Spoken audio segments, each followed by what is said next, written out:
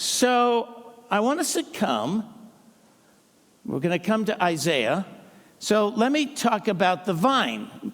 So all these references about people being thorn bushes and briars, but then there's about the vine.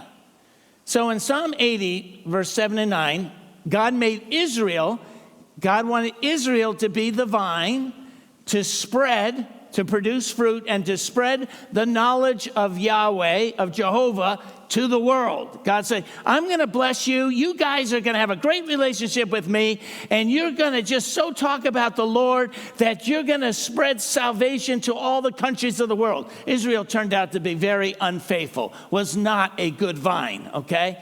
But Psalm 87:9, restore us, God Almighty, make your face shine on us, that we may be saved. You transplanted a vine from Egypt.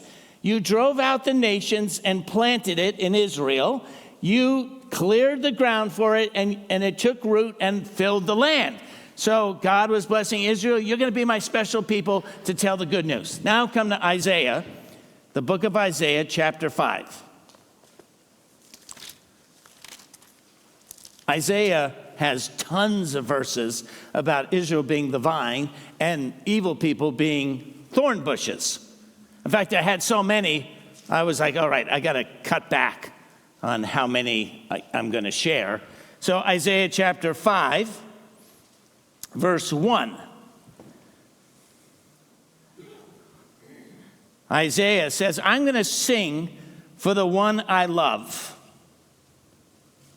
I'm going to sing about God, a song about his vineyard, which was supposed to be Israel at that time.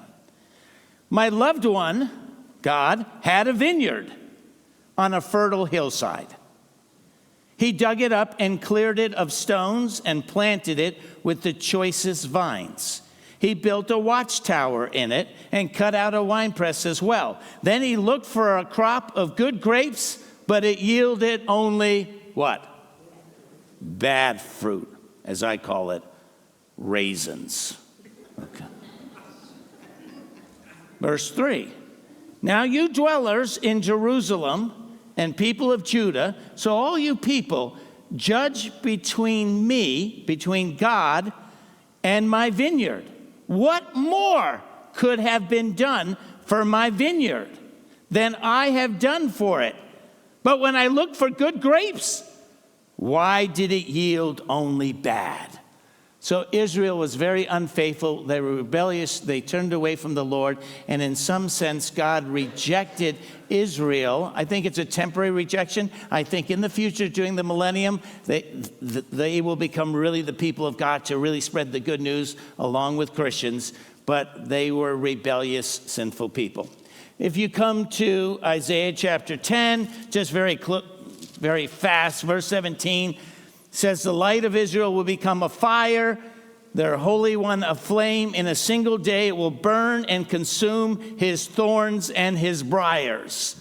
Talking about, if you read the whole section, the coming of Jesus.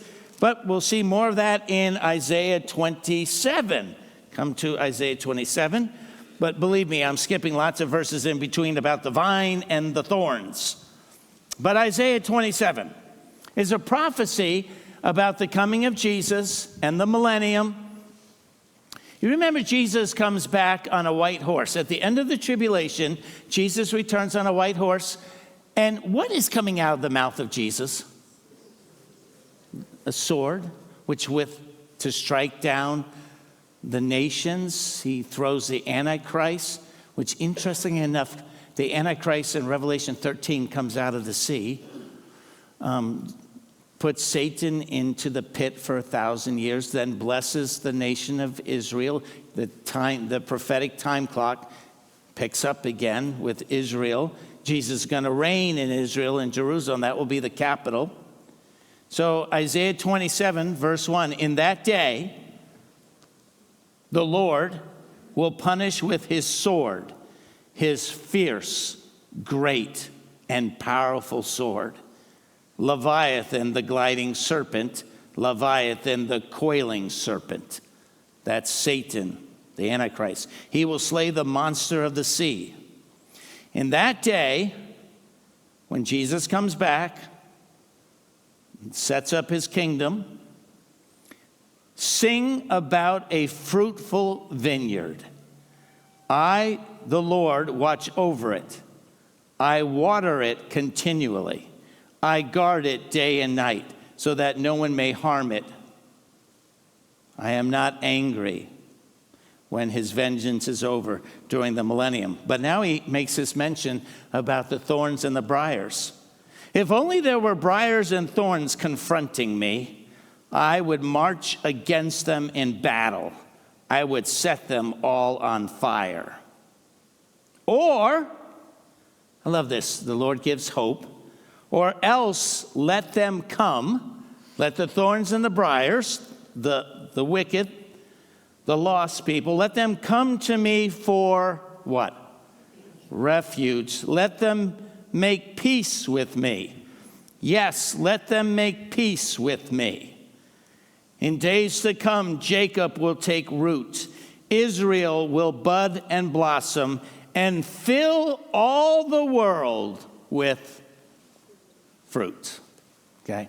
So prophetic about what will happen during the millennium, and prophetic that in 2 Thessalonians, Jesus Christ is coming back to fire to destroy the enemies, the thorns and the briars. But there's always that hope that a thorn or a briar can turn to the Lord and find peace with God, salvation. I once was a thorn bush, but now I've been grafted in to the vine.